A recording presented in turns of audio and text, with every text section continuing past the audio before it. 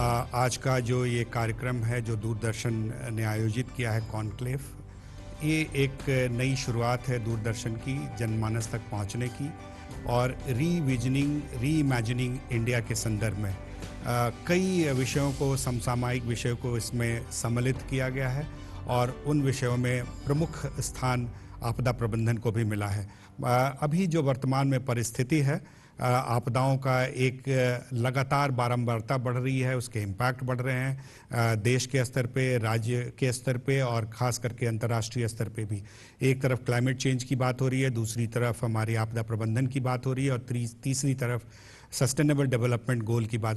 इन तीनों की परिस्थितियों में भारत आज कहाँ खड़ा है, भारत किस तरह से इसको देखता है और भारत कहाँ जाना चाहता है, जो कुछ प्रयास अभी तक हुए हैं उसके संदर्भ में और जो हमारे चैलेंजेस हैं।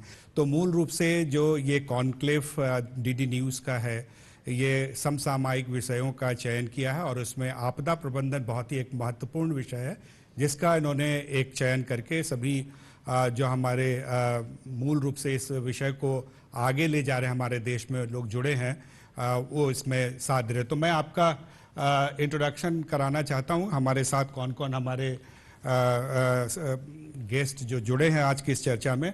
डॉक्टर कृष्णा वत्स जी हैं जो मेंबर हैं राष्ट्रीय आपदा प्राधिकरण के, भारत सरकार के, और उनके बगल में हमारे SN प्रधान साहब हैं जो डायरेक्टर जनरल हैं नेशनल डिजास्टर रिस्पांस फोर्स के।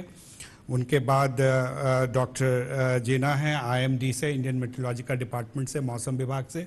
और उसके बाद हमारे डॉक्टर अग्नेश हैं वहाँ पे ISRI से, जो इंस्टीट्यूशन है जो सॉफ्टवेयर वगैरह में डील करते हैं।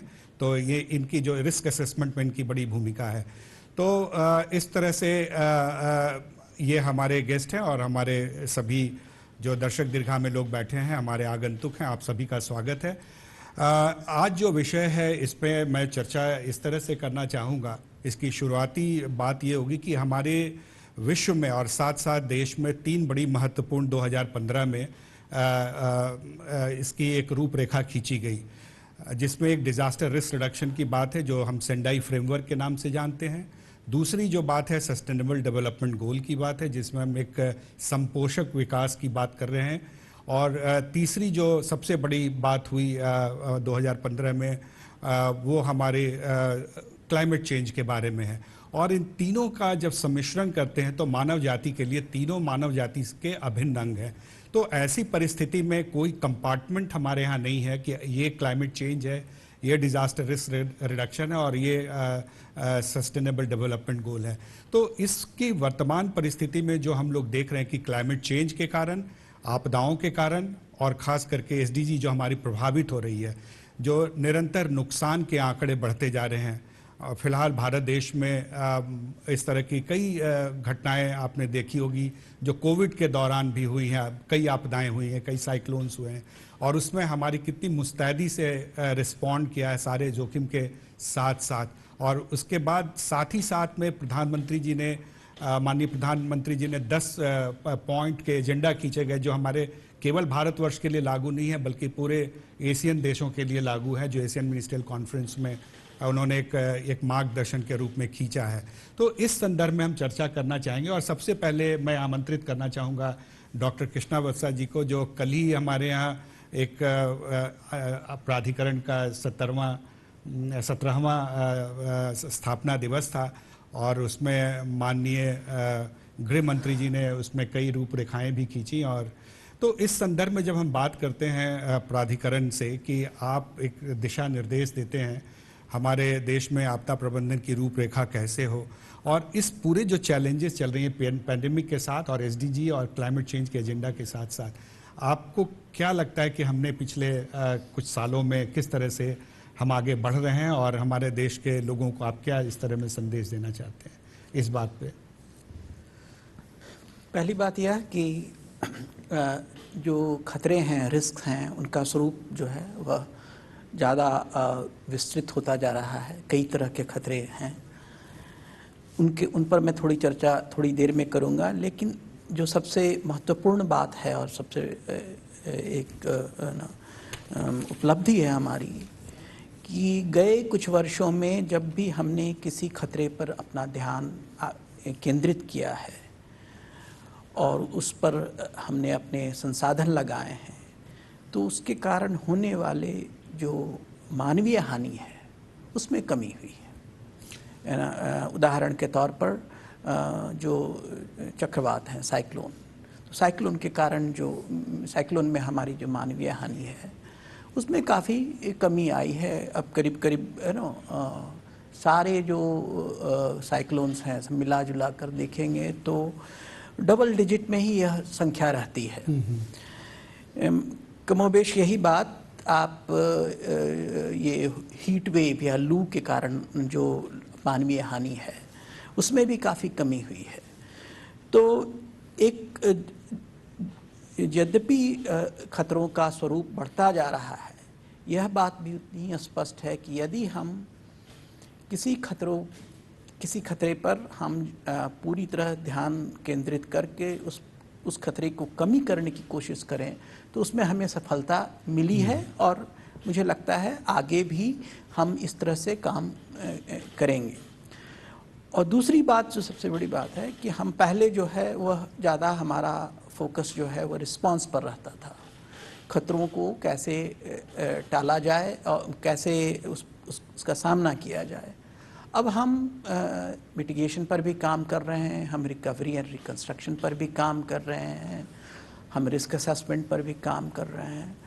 तो पिछले 10 वर्षों में खास करके जब से एनडीएमए की स्थापना हुई है, मुझे लगता है कि डिजास्टर मैनेजमेंट का जो स्वरूप है वह काफ़ी बदलाव आया है।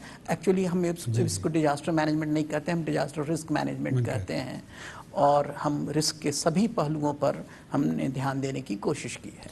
तो ये बड़ी अच्छी बात आपने बताई है, जिसमें मूल रूप से ये बात बिल्कुल स्पष्ट होकर आ रही है कि जब हम आपदाओं के पश्चात तैयारी करने के अलावा अगर हम पहले से तैयारी करें तो उसका प्रभाव मूल चूल से हमें मिलता है। जैसे हमें देखने को मिला है कि जो पूर्व में जितने भी कार्य किए गए हैं उसका सीधा प्रभाव व्यक्ति के जो मृत्यु दर थी उसमें काफ़ी कमी आई है। आपने कहा कि 2 डिजिट में भी नहीं है, उसमें कम है, काफ़ी कमी आई है। तो ये एक बहुत अच्छी बात है कि इन्वेस्टमेंट इन एक्स एंटे इन्वेस्टमेंट जो कहते हैं DRR में, वो बहुत अच्छी बात हुई है।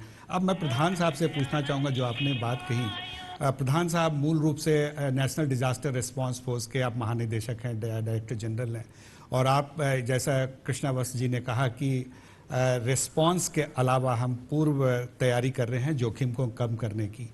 आप डिज़ास्टर रिस्पांस में जहां भी अभी हम देखते हैं एक सराहना हुई है, डीजी एनडीआरएफ के रूप में आप यहां पे हैं और इसकी सराहना पूरे देश में कि जहां भी जाते हैं तो लोग कहते हैं कि एंजल इन ऑरेंज। इस एंजल इन ऑरेंज को कैसे आप रीडिफाइन करना चाहेंगे? री इमेजिनिंग इंडिया की जब हम बात करते हैं तो आप किस तरह से पूरे रिस्पांस सिस्टम को आप देखना चाह रहे हैं आगे के 5 सालों में? देखिए, जो मौलिक बात है वो ये कि जो हमारा जो एनडीआरएफ को जब हम लोग रिक्विजिशन करते हैं, कायदे से तो जो आपदा प्रबंधन है ये स्टेट का सब्जेक्ट है, लेकिन फेडरल स्ट्रक्चर यहाँ बना हुआ है। जैसे एनडीएमए बना है उसी तरह से एनडीआरएफ बना है। एनडीएमए जो नेशनल डिजास्टर मैनेजमेंट एक्ट 2005 का है उसके तहत एनडीआरएफ बनाया गया है। और एनडीआरएफ की जो परिकल्पना थी वो एक बहुत वृहद और आई वुड से एम्बिशियस परिकल्पना थी। एम्बिशियस इस तरह से कि इसका सानी कोई नहीं है, किसी प्रदेश किसी देश में नहीं है कि एक ऐसा फोर्स बनाया गया जो केवल और केवल आपदा रिस्पॉन्स मतलब आपदा मोचन में लगा रहता है। 24 घंटे 365 दिन इसी काम में लगा रहता है। दूसरे कंट्रीज़ में, दूसरे देशों में फायर सर्विसेज को आपदा प्रबंधन का काम दे दिया गया है, या सिविल डिफेंस को आपदा प्रबंधन का, जैसे चाइना में आपदा प्रबंधन का काम फायर सर्विसेज करता है। तो यहाँ जो परिकल्पना वो अलग थी, वो अलग थी, और ये निश्चित रूप से एक रिस्क था, लेकिन एक लीप ऑफ फेथ भी था। और वो लीप ऑफ फेथ, मुझे लगता है, मैं डीजी हूँ, मेरे द्वारा कहना शायद समुचित नहीं है, लेकिन फिर भी मैं कहूँगा कि शायद ये लीप ऑफ फेथ कारगर साबित हुआ। और आज आपने जैसे कहा कि आम आदमी मानता है कि एंजल्स इन ऑरेंज आ गए हैं तो अब सब कुछ संभल जाएगा, कल माननीय गृह मंत्री जी ने भी इसी बात को दोहराया कि एनडीआरएफ ने आस्था कायम की है, विश्वास कायम किया। तो ये एक पहला लेकिन बहुत ही महत्वपूर्ण पड़ाव है कि विश्वास कायम हो चुका है। अब इस विश्वास के लेवल को हम लोग कम नहीं कर सकते, इसको ज़्यादा ही करना पड़ेगा। और उस ज़्यादा के अगर करना है तो उसकी दिशा केवल एक ही है। जी, एक बात उन्होंने कही थी, मैं दोहराना चाहूँगा आपसे ये प्रश्न जाना। उन्होंने कहा था कि अभी कॉम्प्लेसेंसी का टाइम नहीं है। जी बिल्कुल। तो उस पर आप क्या कहना चाहेंगे? तो वही मैं कहने लगा था कि हम लोग विश्वास तो कायम कर चुके हैं, लेकिन विश्वास कमतर नहीं हो सकता। इसलिए कॉम्प्लेसेंसी से आगे बढ़कर और इसको बेहतर करना है, रिस्पांस को भी बेहतर करना है। और मैं इसको थोड़ा सा बढ़ाना चाहूँगा कि एनडीआरएफ केवल रिस्पांस फोर्स है, ऐसा नहीं है। एनडीआरएफ, जेनामनी साहब बगल में बैठे हुए आईएमडी के वरीय पदाधिकारी हैं। जब प्रेडिक्शन होता है तो साइक्लोन का तो प्रेडिक्शन कभी कभी 7 दिन, 12 दिन, 10 दिन पहले हो जाता है। हम लोग 10 दिन पहले भी वहाँ पहुँच जाते हैं और वहाँ पर जो एक प्रिवेंटिव एक्शंस हैं वो काम शुरू हो जाता है। तो एनडीआरएफ एक प्री डिप्लॉयमेंट का भी काम कर रही है, इन एंटीसिपेशन। जैसे वार्निंग मिलती है आप वहाँ पे मुस्तैदी से लोगों को पहुँचाते हैं। और उसके बाद भी महीनों तक रहते हैं, कभी कभी 1 महीना भी रहते हैं। तो ये हमारे लिए बिफोर, ड्यूरिंग और आफ्टर का है, केवल बिफोर नहीं, केवल ड्यूरिंग नहीं, बिफोर, ड्यूरिंग एंड आफ्टर। और ये लगातार सिलसिला बना रहेगा। धन्यवाद। अभी से आपके पास पुनः आऊँगा, लेकिन जो प्रधान साहब ने बात कही आपके लिए कि आपकी जो अनुमान है, पूर्वानुमान मौसम का और उसकी जानकारी, ये एक बहुत महत्वपूर्ण है, ना केवल एनडीआरएफ के लेवल पे बल्कि एक आम जनता के लिए भी। और जो लोकल लेवल पे, स्थानीय लेवल पे जो हमारा गवर्नेंस है, चाहे हमारे वो डिस्ट्रिक्ट मजिस्ट्रेट्स हों या फिर स्टेट के जो हमारे अधिकारीगण हैं, वो सारे डिसीजंस आपके सूचनाओं के आधार पर लेते हैं। तो अब एक ओवर द ईयर्स एक विश्वास बैठा है मौसम विभाग पे, लेकिन एक साथ साथ एक दूसरी बात हमेशा ये कही जाती है कि मौसम विभाग की सूचना कितनी ज़्यादा ऑथेंटिक है। तो इस कॉन्टेक्स्ट में, जो आपदा प्रबंधन के कॉन्टेक्स्ट में आपकी भूमिका, जब आप मौसम की सूचना देते हैं लोगों पे, तो आपको कितना लगता है कि आप इसमें आपकी बढ़ोतरी हुई है, आपकी कैपेसिटी डेवलप हुई है और जनता का विश्वास भी जुड़ा है? देखिए, जो आपने बताया कि जो नेचुरल डिजास्टर है उसका तो जो बेस है वो अर्ली वार्निंग सिस्टम है। तो हमारा जो भविष्यवाणी आप जैसे बताया, तो अगर 2015 का बात करें तो एक तो है कि आप कितना दिन पहले और कितना समय पहले वो जो सीवियर वेदर है, जो भी है, साइक्लोन है, हीट वेव है, हैवी रेनफॉल है, जिस रिलेटेड है, सो आप कितना टाइम या कितना दिन पहले दे रहे हैं और कौन सा एरिया, मतलब आप अगर ज़्यादा एरिया देंगे तो आपका एक्यूरेसी कम रहेगा। लेकिन अभी हमारे पास जो आंकड़ा है, जैसे साइक्लोन जो है हमारा ट्रैक जो है, जैसे बंगाल के खाड़ी में बन गया, तो जैसे सर बताया कि हम तो 2 हफ्ते पहले एक प्रिलिमिनरी चित्र देते हैं कि ऐसे ऐसे बन रहा है दक्षिण अंडमान सी या केंद्रीय बंगोपसागर, और ये उड़ीसा या waste Bengal coast, Andhra Pradesh coast, ऐसे एक चित्र हम देते हैं। सो इसके बाद भी हम ये भी बोलते हैं कि इसकी इंटेंसिटी कितना रहेगा, ये सुपर साइक्लोन बनेगा, सीवियर साइक्लोन बनेगा। तो ये प्रेडिक्शन में हमारा जो है, एक सवाल यहाँ पे बनता है कि जब आप वार्निंग देते हैं और इसकी सूचना जब जनता में जाती है, एक कहीं पे सरकार को सूचना मिलती है तो उसके इंटरप्रिटेशन कुछ अलग होते हैं। जब जनता के पास जाती है, आप कहते हैं कि इतना किलोमीटर रफ्तार है और या फिर इससे इतना किलोमीटर के या ईस्टवर्ड और वेस्टवर्ड विंड जाएगी। ये एक आम जनता कैसे अनुमान लगा सकती है उतने नुकसान का, कि इससे क्या हमारे लिए क्या संवाद है? इसीलिए अभी हमारा कोई भी भविष्यवाणी, कोई भी इवेंट हो, चाहे हैवी रेनफॉल है या हीट वेव है, चाहे हमारा साइक्लोन हो, तो हम उसके साथ आजकल भी बोल रहे हैं, साथ में सूचना दे रहे हैं कि टेम्परेचर अगर दिल्ली में या आगरा में इतना होगा। ये कब से शुरू किया आपने? ये हमने 2019 अगस्त से शुरू किया और इसके वजह से बहुत, मतलब लोगों का जो रेस्पॉन्स है, जो बिहेवियरल रेस्पॉन्स है, कि आप अगर बताएंगे कि दिल्ली में जैसे रिसेंट लास्ट 2-3 इवेंट हुआ है, तो बहुत लोगों ने अपना घर से नहीं निकले।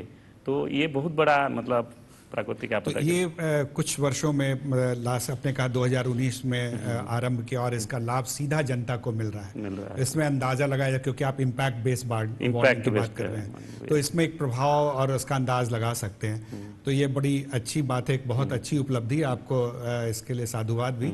मैं इनसे जानना चाहूँगा आगेंद्र जी से, आप इसरी को रिप्रेजेंट कर रहे हैं और इसरी एक साइंटिफिक ऑर्गेनाइजेशन है जिसमें सॉफ्टवेयर की बात होती है।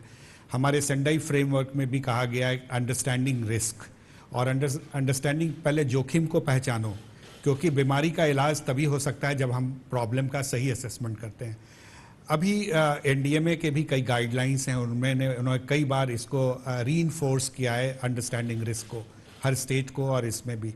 आपके जो अपनी दक्षता है उससे किस तरह से आप देखते हैं कि हमारी सूचना या आपकी जो एक्सपर्टीज है उसका लाभ हमारे देश को मिला है और या आगे भविष्य में मिल सकता है?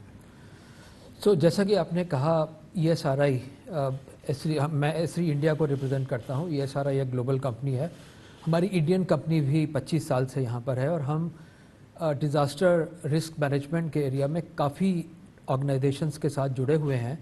उसमें NDMA के साथ हमने काम किया है और काफ़ी स्टेट डिज़ास्टर मैनेजमेंट ऑर्गेनाइजेशंस के साथ भी हमने काफ़ी काम किया है।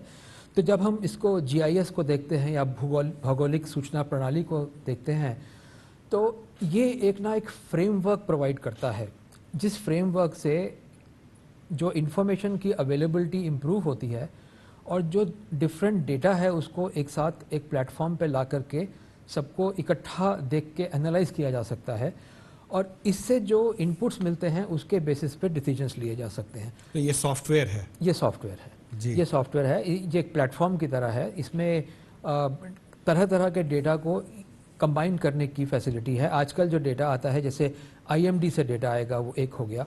सैटेलाइट इमेजरी अदरवाइज आएगी, चाहे ISR से आए चाहे इंटरनेशनल सैटेलाइट कंपनी से आए, वो दूसरी चीज़ है। तीसरा, आजकल काफ़ी सारे राज्यों में काफ़ी सेंसर्स डिप्लॉय किए गए हैं जो कि रेनफॉल की इंफॉर्मेशन प्रोवाइड करते हैं और वेदर सेंसर्स भी बहुत सारे हैं जिससे कि करंट रियल टाइम इंफॉर्मेशन मिल सकती है।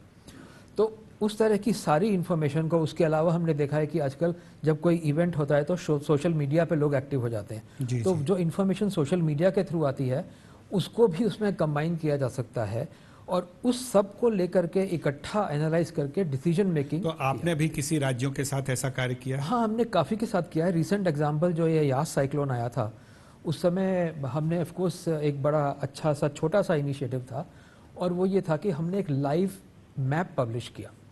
इस मैप में हमने इंडियन सोर्सेज से भी इंफॉर्मेशन ली थी और नोवा और USGS से भी, क्योंकि उनके भी सैटेलाइट हैं जो कि लाइव इंफॉर्मेशन प्रोवाइड करते हैं। उसको इकट्ठा करके एक आम नागरिक के लिए एक लाइव मैप पब्लिश किया था, जिससे कि उनको साइक्लोन की मूवमेंट का रास्ता पता चल सके और कहाँ पे कितना रेनफॉल होने की उम्मीद है, वो एक लाइव सिचुएशन के हिसाब से पता चल सके। और इसको 2 लाख लोगों ने इस्तेमाल किया था। अच्छा। 2 दिन में। तो मैं प्रधान साहब के पास 1 मिनट इस बात पे आना चाहूँगा कि इस तरह की जो सूचना और डेटाबेस अगर बन रहा है, तो आपने कहा प्री, ड्यूरिंग और पोस्ट, ये तीनों समय आपकी उपलब्धता रहती है राज्यों के पास जहाँ आपदाएं होती हैं।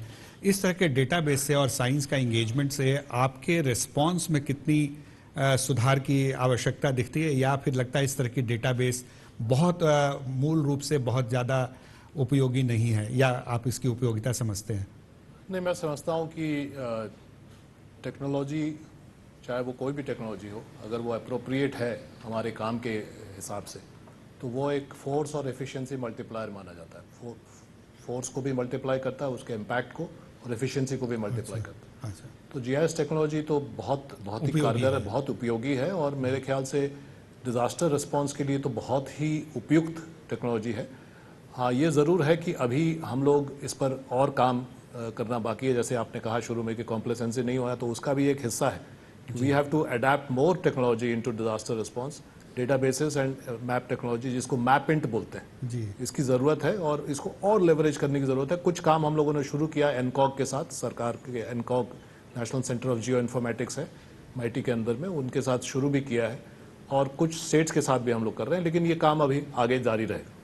तो NDRF का ये बड़ा अच्छा है क्योंकि आप डेटा को भी एनालिसिस करना चाह रहे हैं, डेटा सेट की भी ज़रूरत है और साइंस एंड टेक्नोलॉजी से बहुत ही ज़्यादा हमारे रिस्पांस में सुधार हो सकती है। मैं एक प्रश्न डॉक्टर वत्स से लूँगा, उसके बाद मैं ऑडियंस के पास भी जाना चाहूँगा।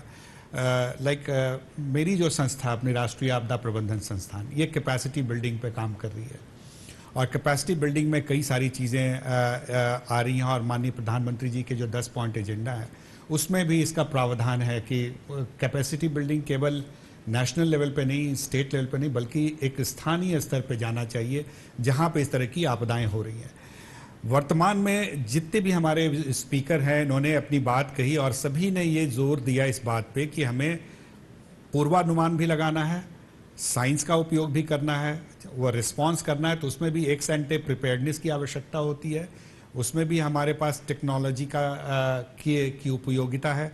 और जैसा डॉक्टर वत्स साहब ने कहा कि हमारे लिए जो पूरे जो परिवर्तन आया है मोर्टेलिटी रेट को कम करने में, उसमें एक्स एंटे, जो बार बार मैं कह रहा हूँ कि आपदा के पूर्व की जो रिस्क रिडक्शन, जोखिम कम करने की तैयारी है, इस बार 15वां जो हमारी जो 15 फाइनेंस कमीशन है, एक पैराडाइम शिफ्ट के रूप में इसको देखा जा रहा है कि हमारे देश में रिस्पांस हमेशा रहा और उसके साथ साथ जो रिस्क रिडक्शन पे जितनी हमारे पास धनराशि या रिसोर्सेस होनी चाहिए थी वो नहीं थी। अभी जो 15 फाइनेंस कमीशन के आने से आप इसमें पूरे तरह से जुड़े हुए थे, किस तरह के आप पैराडाइम शिफ्ट देख रहे हैं, इस पर आप थोड़ा बताएं, फिर मैं दर्शकों के पास जाऊंगा। 2005 में संसद ने डिजास्टर मैनेजमेंट एक्ट 2005 है ना, इसको पारित किया था और इस एक्ट में नेशनल डिजास्टर मिटिगेशन फंड है ना का प्रावधान किया गया था। एक डिजास्टर मैनेजमेंट रिस्पांस फंड होगा और एक डिजास्टर मैनेजमेंट मिटिगेशन फंड होगा। और मिटिगेशन फंड का उद्देश्य था कि जहाँ कहीं भी खतरे हैं, रिस्क हैं, उनका शमन कैसे किया जाए, है ना। जैसे कि अगर बाढ़ पर काम करना है या ड्राउट पर काम करना है, लैंडस्लाइड्स पर काम करना है, जो लॉन्ग टर्म काम है, इन्वेस्टमेंट्स हैं, तो वो सब मिटिगेशन फंड के थ्रू होंगे। तो कई कारणों से वो मिटिगेशन फंड एक्टिवेट नहीं हो पाया था, है ना, विगत 15 वर्षों में।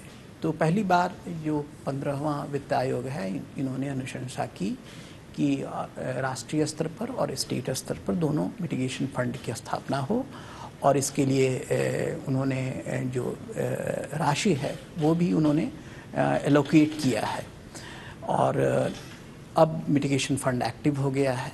तो इसका जो उपयोग होगा वह जो लॉन्ग टर्म रिस्क मिटिगेशन के लिए काफ़ी सशक्त तरीके से इसका तो आगे आने वाले कल में आपदा प्रबंधन में आप एक मूलभूत परिवर्तन, बहुत बड़ा परिवर्तन होगा। और सिर्फ यही नहीं, मतलब जो नेशनल डिजास्टर रिस्पांस फंड है उसमें भी उन्होंने तीन विंडोज की बात की है। एक तो रिस्पांस के लिए अलग, फिर रिकवरी एंड रिकंस्ट्रक्शन के लिए अलग, है ना, जो पुनर्वास की प्रक्रिया, और फिर प्रिपेयर्डनेस और कैपेसिटी बिल्डिंग।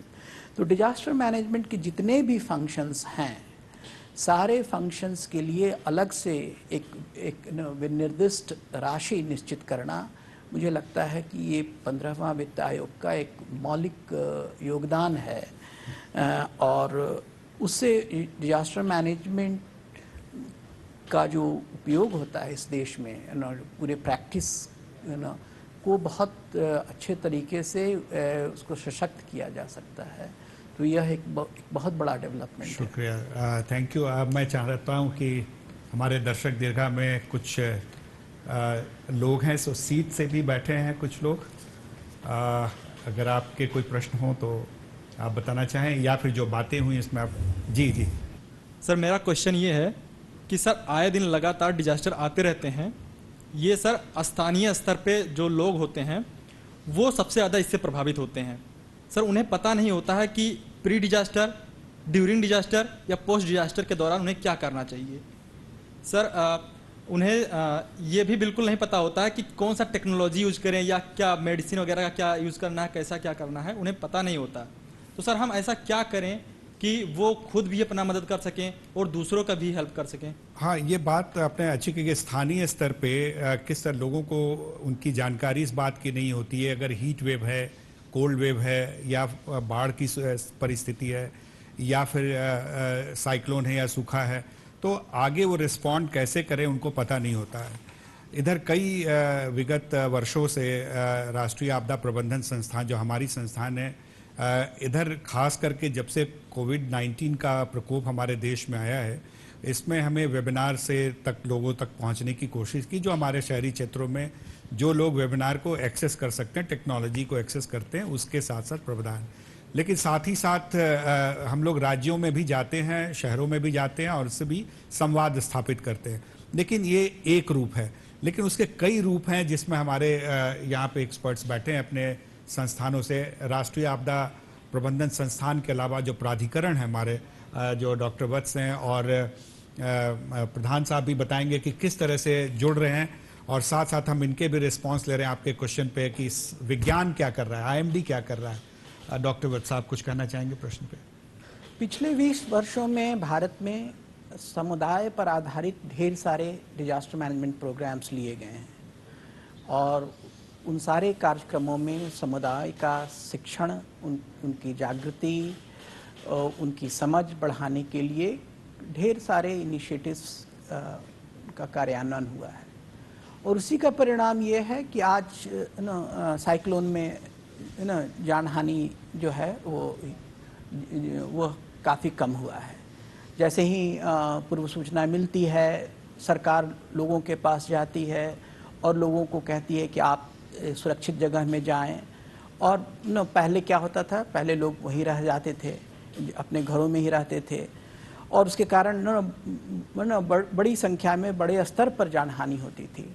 आज लोग सभी साइक्लोन शेल्टर में चले जाते हैं, सुरक्षित जगहों में चले जाते हैं और करीब करीब यही अनुभव फ्लड्स में भी है। फ्लड्स में भी हमारे यहाँ जो ह्यूमन लॉसेज हैं ये काफ़ी कम हुए हैं और इसका मुख्य कारण ये है कि लोगों को इस बात की जानकारी रहती है कि जब भी फ्लड्स आए तो एक ऊंची जगह पर जा कर के, सुरक्षित जगह पर जा कर के हम रहें। अब ये क्या है कि इसको थोड़ा और आगे बढ़ाना है कि अगर लोग जो हैं वह एकदम समुद्र तट पर बिल्कुल ना रहें, एक रेगुलेशन है कि आप 500 मीटर के अंदर आप घर न बनाएं, फ्लड प्लेन में आप घर न बनाएं, नदी के बेड्स में आप घर न बनाएं। तो इन सब चीज़ों को थोड़ा और आगे बढ़ाना है कि लोग नदी के अगर बिल्कुल आप नदी के किनारे रहेंगे तो जब भी नदी में पानी आएगा तो आपके घर में पानी जाएगा ही। लेकिन अगर आप थोड़ी सी नदी से आप थोड़ा दूरी मेंटेन करते हैं, जो फ्लड प्लेन है रिवर का, उसके बाहर आप कुछ आपका कंस्ट्रक्शन करते हैं तो आप ज़्यादा सुरक्षित होंगे। तो रिस्पांस के स्तर पर यह जागृति है। एक लॉन्ग टर्म प्लानिंग के स्तर पर और इसमें काम करने की ज़रूरत है और ज़्यादा जागृति लाने की ज़रूरत है। Thank you. Thank you. ये आपने बताया कि जो चैलेंज हमारे साथ वो लॉन्ग टर्म को लेके एक चैलेंज है कि उसकी बात लोगों तक पहुंच नहीं पा रही है, उसको और बढ़ाने की आवश्यकता है। रिस्पांस की जहां तक जानकारी है उसके संदर्भ में बात आ रही है कि रिस्पांस में हमारी काफ़ी जानकारी बढ़ी, हम लोगों तक पहुंच पाएँ। राष्ट्रीय विमोचन दल जो है हमारा एनडीआरएफ, मैं डीजी साहब से जानना चाहूँगा, इनका बहुत व्यापक कार्यक्रम चल रहा है जनता तक पहुँचे, आप बताना चाहें किस तरह से वो प्रभावी है? प्रश्न बहुत सही है, लेकिन कुछ ऐसे डेवलपमेंट्स हुए हैं जिसके बारे में हम लोग थोड़ा गर्व भी कर सकते हैं। मैं एक साइक्लोन फोनी का उदाहरण लेता हूं जो कि 2019 में हुआ। बहुत ही मारक क्षमता वाला साइक्लोन था, लेकिन जो डेथ हुए वो डबल डिजिट, जैसे वत्स साहब ने कहा कि डबल डिजिट तक रहे, जबकि उसी राज्य में उड़ीसा में 1999 में उससे थोड़ा सा तेज साइक्लोन था, सुपर साइक्लोन था, और उसमें जो मौतें हुई वो 10,000 से 15,000 तक हुई और इसमें 69 टोटल मौतें हुई। मतलब 1% से भी कम हो जाना। इसका श्रेय बहुत सारे एजेंसियों को जाता है, लेकिन एक श्रेय उन वॉलंटियर्स को जाता है जिन्होंने दिन रात काम किया। तो जो प्रश्न नौजवान ने पूछा बहुत सही पूछा, लेकिन इन्हीं के तरह के नौजवान वहाँ पर काम कर रहे थे, बस एक टोपी और आई कार्ड लेकर। और भले एनडीआरएफ रहे, ओसड्राफ रहे, फायर सर्विसेज रहे, आपको ये गर्व की बात है, भारत के लिए गर्व की बात है कि 48 घंटे में 12 लाख लोगों को इवैक्यूएट किया गया, जिसके बारे में न्यूयॉर्क टाइम्स में हेडलाइंस छपा, यूनाइटेड नेशंस ने सराहा। तो ये संभव कैसे हुआ? एनडीआरएफ, ओड्राफ और एसडीआरएफ के चलते नहीं, वो उनका भी हिस्सा रहा, लेकिन सबसे बड़ा जो रोल वॉलंटियर्स ने निभाया।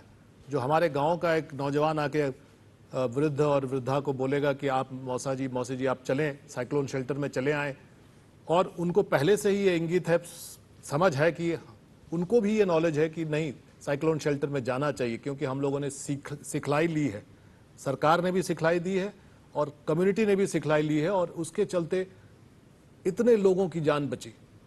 तो ये एक निश्चित रूप से एक अच्छी बात है, लेकिन ये मैं कहूँगा कि अगेन ये एक रेवोल्यूशन की तरह होना चाहिए, पूरे कम्युनिटी लेवल पे हर जगह, जैसे वत्स साहब ने कहा कि हर स्टेज का होना चाहिए।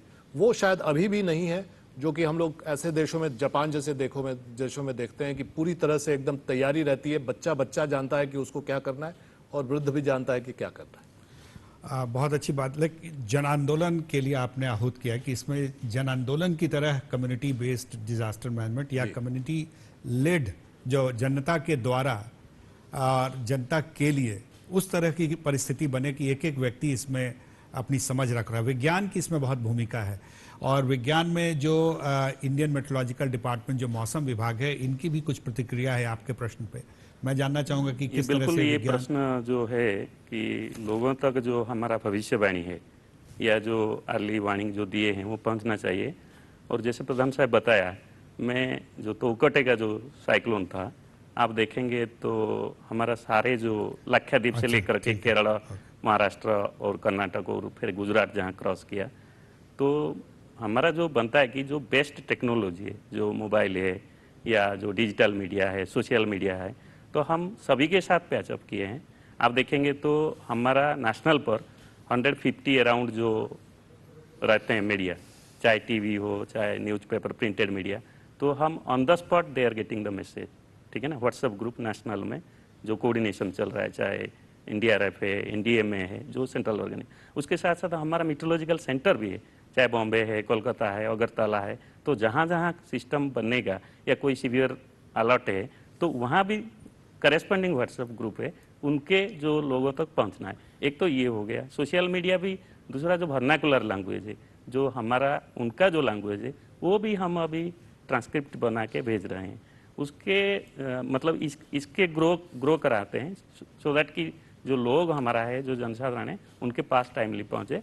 और जो क्या पे क्या आया हुआ है, जो आपको मालूम होगा, जो वर्ल्ड मेट्रोलॉजिकल ऑर्गेनाइजेशन है जातिसंघ के तरफ से, कि कॉमन अलर्ट प्रोटोकॉल होना चाहिए। जो सपोज राजस्थान में कोई डिस्ट्रिक्ट में हो रहा है, तो वो वहाँ जो मोबाइल सर्विस प्रोवाइडर है, जो बेस्ट है, चाहे हमारा एयरटेल है, एमटीएनएल है या वोडाफोन है, तो उसके थ्रू में भी पहुँचना चाहिए। तो अभी जो हमारा भारत सरकार है, वो इसी के पीछे जुड़ा हुआ है कि हर नागरिक के पास ये पहुंचे टाइमली, सो दैट वो तो बेस्ट बहुत अच्छी शुरुआत है, और इसमें आत्मविश्वास भी जगता है आम जनता का। जो शुरुआत भारत सरकार के एजेंसीज के द्वारा हो रही है, जैसे आपने आईएमडी के बारे में बताया, और माननीय प्रधानमंत्री जी ने भी अपने जो 10 पॉइंट्स दिए थे आपदा प्रबंधन के लिए, उसमें रेखांकित किया था, उसमें भी उन्होंने सोशल मीडिया की भूमिका पे भी बड़ा जोर दिया है। और सोशल मीडिया से जो जनता तक, आम जनता तक हम कैसे पहुंच सकते हैं, जो सवाल हमारे मित्र ने किया कि आम जनता, जो आम व्यक्ति इससे प्रभावित हो रहा है, उस पर हमारे जो भी कार्य हम कर रहे हैं, वो कह सकते हैं लैब टू द लैब, और ना लैब टू द पीपल। तो लैब टू द पीपल में जो भूमिका है, आप सोशल मीडिया को इस तरह से, जब मैं हमारे जो अपने तंत्र हैं, जो ग्रामीण स्तर तक भी पहुंच चुके हैं, हमारे मोबाइल फोन्स का इतना एक्सप्लोजन है, तो उसका किस तरह से इस्तेमाल हो सकता है। कभी कभी अफवाहें भी जाती हैं, लेकिन सही सूचना लोगों तक कैसे पहुंच सकती है, एक ऑर्गेनाइज तरीके से, जो हमारे प्रधान साहब ने कहा, जन आंदोलन का रूप में किस तरह से सहयोग दे सकता है। तो इसमें जो टेक्नोलॉजी का रोल है, वो एक तरह से ये है कि हर चीज़ की एक लोकेशन होती है।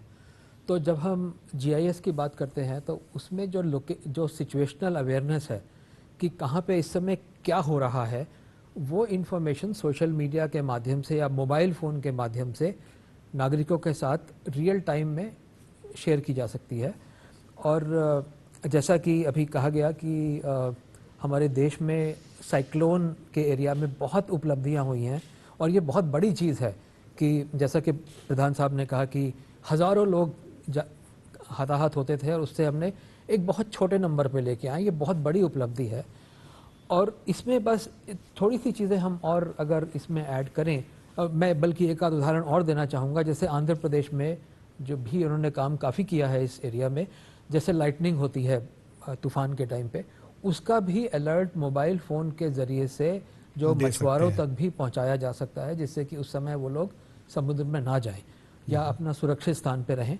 और ये जो इवैक्यूएशन की बात की गई है उसमें जो शेल्टर्स क्रिएट किए गए हैं, उन शेल्टर्स तक लोगों को इवैक्यूएट करके कैसे ले जाना है, उनके लिए खाने का और पानी का इंतज़ाम किस तरह किया जाएगा, ये काफ़ी स्तर पर डिस्ट्रिक्ट लेवल पर GIS की टेक्नोलॉजी के ऊपर इसको अरेंज किया जाता है और ये बहुत बड़ी उपलब्धि हुई है। तो ऐसा समझ सकते हैं कि री इमेजिनिंग इंडिया पे जब आपदा प्रबंधन की री इमेजिनिंग की बात करते हैं और जो माननीय प्रधानमंत्री जी बार बार कह रहे हैं digital India, so digital India में IMD, मौसम विभाग और आपकी सारी संस्थाएं, इस तरह की संस्थाएं जो संस्थाएं जो जुड़ी हैं आपदा प्रबंधन से उसको मदद करें। तो मुझे लगता है कि आम जनता के लिए जो बातें कही जा रही हैं कि किस तरह से पहुंचना है, आपने सुना। और कुछ प्रश्न एक ले लेता मैं थोड़ा जोड़ सकता हूँ। हाँ जी, वत्सी आप कुछ कहना चाहते? इस संदर्भ में एक और सूचना मैं देना चाहूँगा कि भारत सरकार की एक बहुत बड़ी पहल है आपदा मित्र कार्यक्रम की। इस पहल के थ्रू नौजवानों तक पहुंचने की, उन्हें वॉलंटियर्स के रूप में ट्रेन करने की और उन्हें डिप्लॉय करने की एक बहुत बड़ा यह कार्यक्रम राष्ट्रीय स्तर पर लिया जा रहा है। और इसका मुख्य उद्देश्य यह है कि हम लोगों तक पहुँचें और जो यंग हैं लोग हैं उनको हम शामिल करें और उनके माध्यम से कम्युनिटी, समुदाय के स्तर पर हम प्रशिक्षण का कार्यक्रम करें और जो आपदा प्रबंधन से जुड़ी ढेर सारे जो कार्यक्रम हैं, ढेर सारी गतिविधियां हैं, उनका कार्यान्वयन किया जाए। तो यह एक बहुत बड़ा सरकार का एक प्रयत्न है कि हम सामुदायिक स्तर पर हम अपनी गतिविधियों को और भी गहरा करें। Thank you. तो इसमें बात बिल्कुल स्पष्ट हो रही है कि जो री इमेजिनिंग की बात कर रहे हैं, उस री में एक सिंपल सी बात है कि जनता से जुड़ाव, और जो सरकार के प्रयास, जो अभी वत्स जी ने भी कहा कि आपदा मित्र और आपदा सखी दोनों उसमें जहाँ तक मेरी जानकारी उसमें सम्मिलित हैं और हर ज़िले में, और वॉलंटियर बेस, अभी प्रधान साहब ने भी कहा लार्ज नंबर ऑफ वॉलंटियर, जितने फनी साइक्लोन में आपने देखा। तो जन सहयोग के बिना आपदा प्रबंधन संभव नहीं है और सरकार भी मानती है और जनता के साथ जुड़ने के कई प्रयास और कई आयाम आपने सुने। एक प्रश्न, हाँ जी आप बताएं। सबसे पहले तो मैं गवर्नमेंट को बधाई देना चाहूँगा, जिसमें सबसे पहली बात है कि वेदर फोरकास्ट पे अब लोग विश्वास करते हैं। पहले जैसे होता था वो कभी, अब ये सत्य, अगर आज जो बोला जा रहा है वो होता है।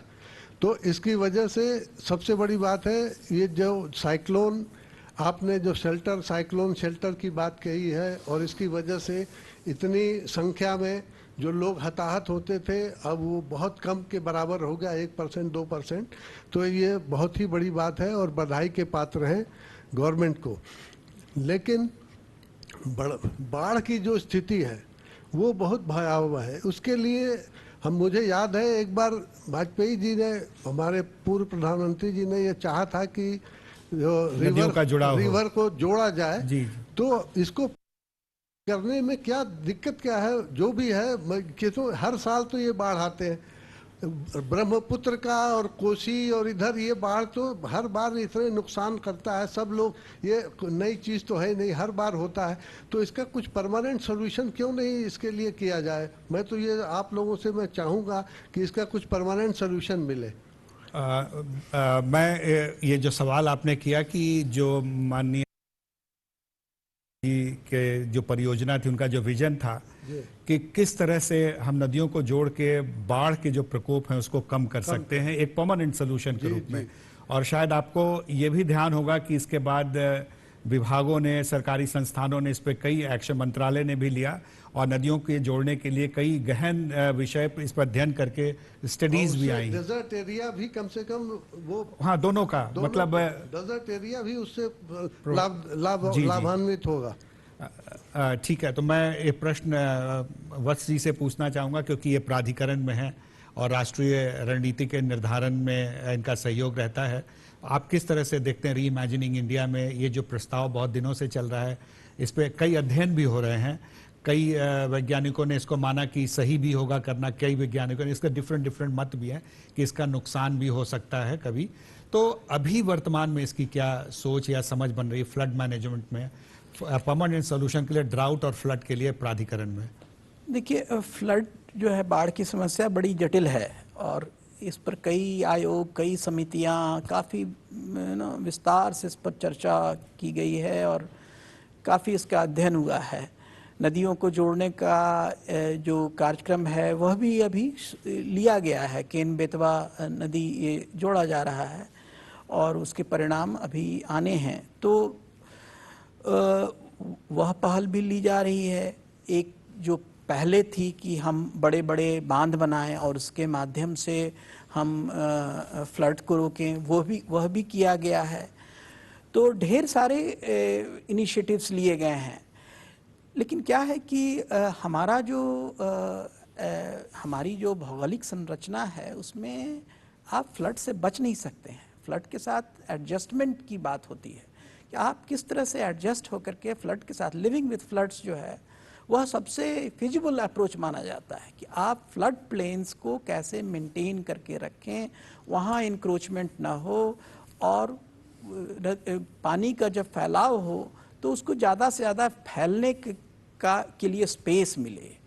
एक जो ना रूम फॉर द रिवर एक अप्रोच है कि नदियों को फैलने का ज़्यादा से ज़्यादा आप उसके लिए विस्तार दें और उसके बीच में आप अपनी सुरक्षा की चिंता करें, क्योंकि अगर नदियाँ नहीं फैलेंगी, पानी का बहाव नहीं होगा तो हमारी उर्वरता भी नहीं होगी। यह भी बात उतनी ही स्पष्ट है।